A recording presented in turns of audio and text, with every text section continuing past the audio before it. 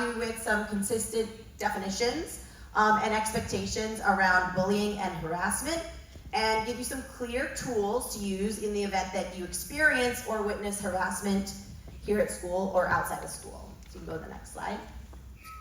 So what are we going to do? What are we going to talk about? What is harassment and what are we going to do about it? So that's what we're going to learn in this assembly. So sometimes when you mention the word bullying gets thrown out there a lot, right? Bullying. And sometimes our mind might go to like a stereotypical bully that we've seen in media, right? It might be this stereotypical thing we think of, someone that is, stereotypically not very kind. But we are not talking about these kind of bullies today. This is not what we're talking about.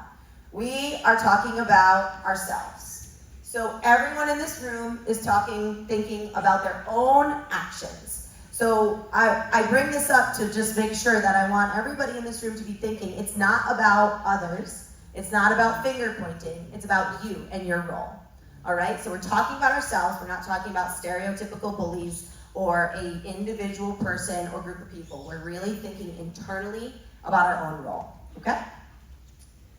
Okay, so to bully and harassment. So when we mention bullying, going to extremes, I talked about the stereotypes, but when I mentioned talking about ourselves, we are the ones who usually, very unintentionally, though sometimes intentionally, we hurt others.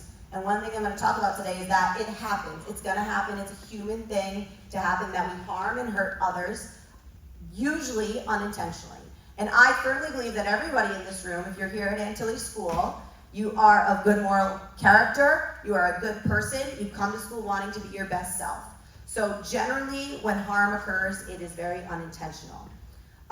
So to bully, I've got the definitions up here, to use force or threats to intimidate others intentionally. Harassment is much broader, okay? And harassment can include bullying. So to annoy, intimidate, frighten, threaten, or bully another person or a whole group of people, or behavior that creates an intimidating or hostile environment, whether intentionally or unintentionally. All right, so again, most of the times here at Antilles School, it's unintentional. Sometimes it is intentional. So harassment, again, it's much broader. We come to Antilles for a lot of reasons. We come to have fun, we come to socialize. Primarily, we come here to learn. And if there is a hostile environment where harassment exists, you cannot learn in that environment. Human brains can't. When they go through things that are traumatic, when they go through harassment, our brains are not open to learning. And so that is why it's so important for us to sit here all together and talk about it, to sit in advisory and talk about it, and discuss what we can do to prevent this from happening. So go ahead. So how do we know when it is harassment? So here are some examples. So bullying and harassment can be physical. It can be hitting or touching, poking, holding, grabbing, restraining, tripping. It can be physical, okay? It, of course, can be verbal, words, speaking. It can be written, and that's on paper, but in most cases it is electronically, all right? So via messages. In an email, a text, a direct message, social media, a website, on a game, any sort of messaging system that you're using in anything online. It can be written and verbal. And it can come in many forms. It can be a threat, it can be intimidation, theft, humiliation, spreading rumors, lying about others, repeating or spreading hurtful, private, or confidential information. All right, so maybe you weren't the one that said it initially, but you're spreading it. Destruction of property, and when I'm talking about property, I'm also talking about digital property. So I'd say most things we've dealt with when we talk about destruction of property generally are like you're logged into somebody else's Google account and you're typing on their document under their name. That's destruction of property. That is not yours, it's theirs. So when we're talking about destruction of property, we're talking about digital property as well. And retaliation. So when someone is called out, if they then retaliate in any sort of way, go back to the person who originally might have complained or said something was wrong and threaten or retaliate in any way, that falls under bullying and harassment. Okay, go ahead. So again, how do we know when it is harassment? It can come in all different forms. I talked about digital property. So first thing, and this is just, if it falls in this category, it's gonna fall under the category harassment. So if you would both just click through. Okay, you. Go ahead, click through.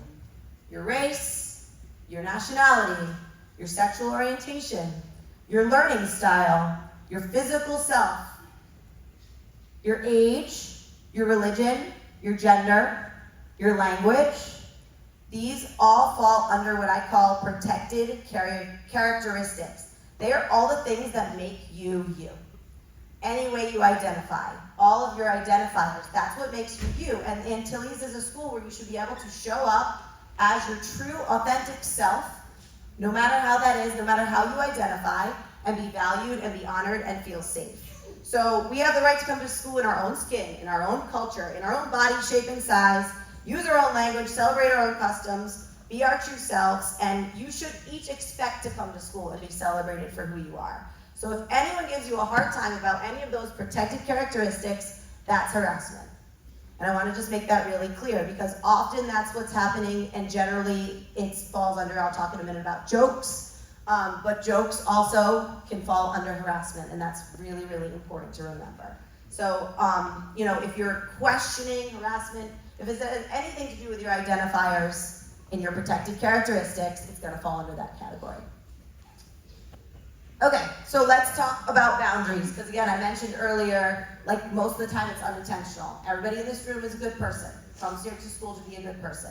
So sometimes it's really unclear what is harassment and what is not because of boundaries. So I'm going to clarify boundaries. So most of you have seen this presentation before. Athletics are a good example of boundaries, okay? So there's a fundamental difference between a basketball court and a tennis court. Can anybody just shout out what the difference is in a basketball court and a tennis court? The color. Team sport. Well, when I'm talking about the boundaries, the lines. Those are all differences, yes.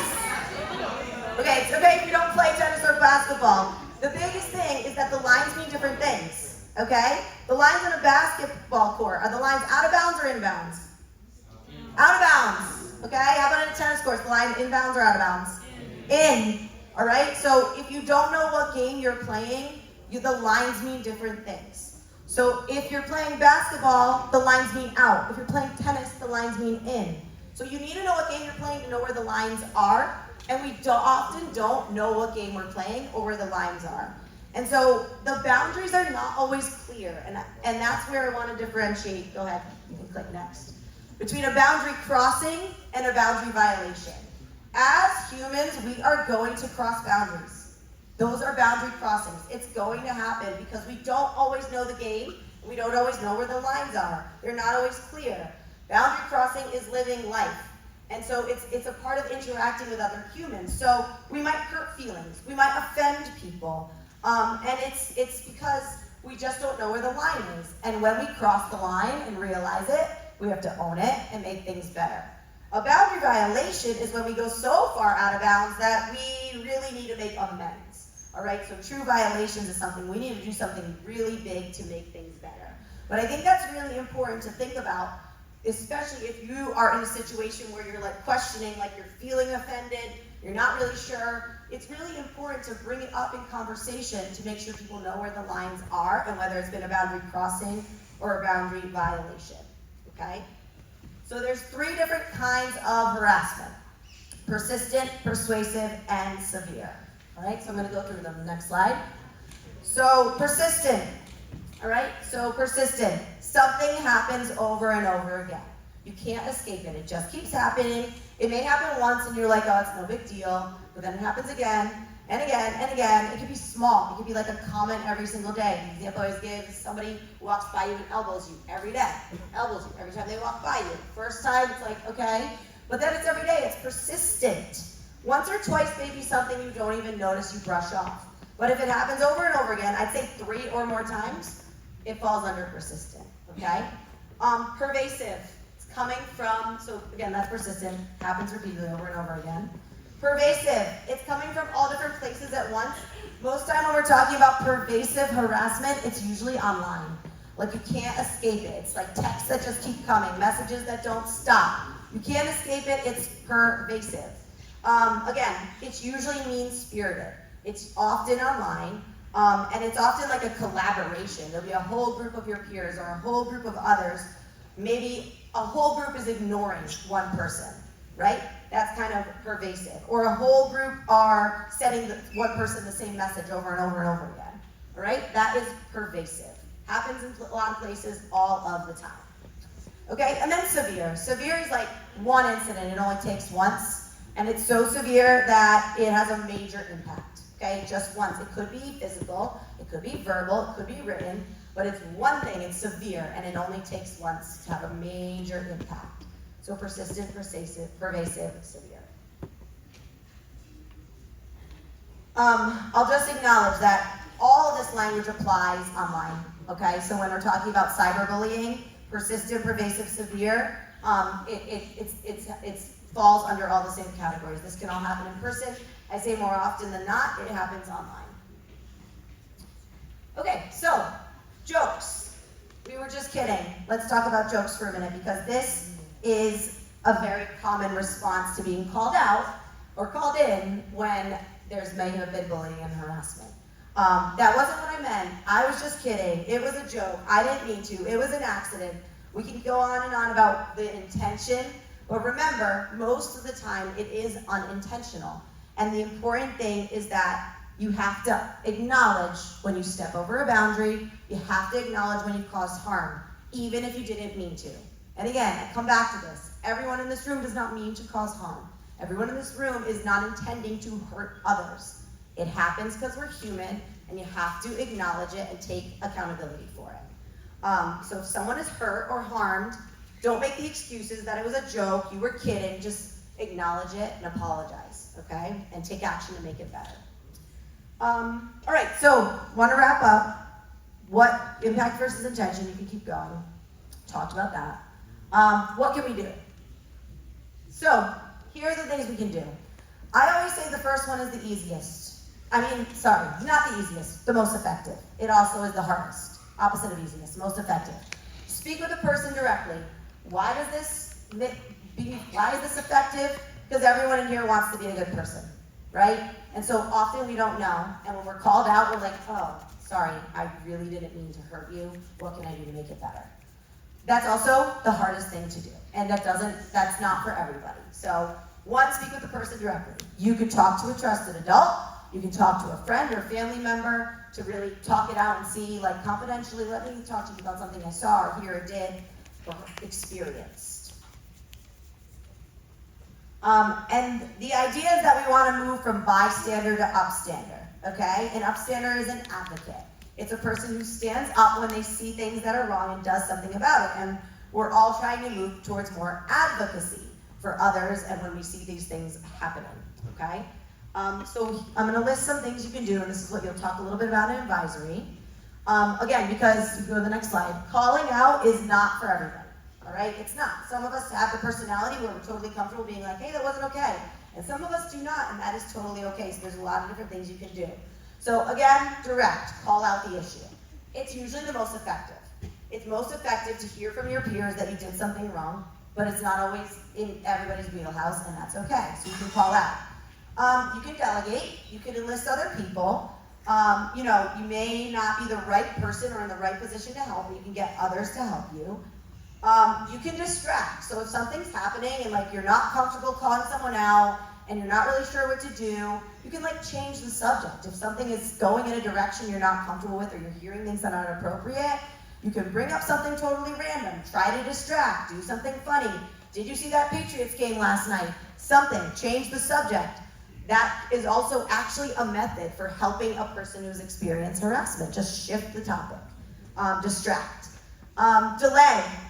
You may see something, hear something, see something, and it may be that just later on you reach out to the person. Like, hey, I saw this person tell a joke that wasn't cool. Are you okay? Right? It can be later. It can be delayed. If it doesn't happen in the moment, it's okay.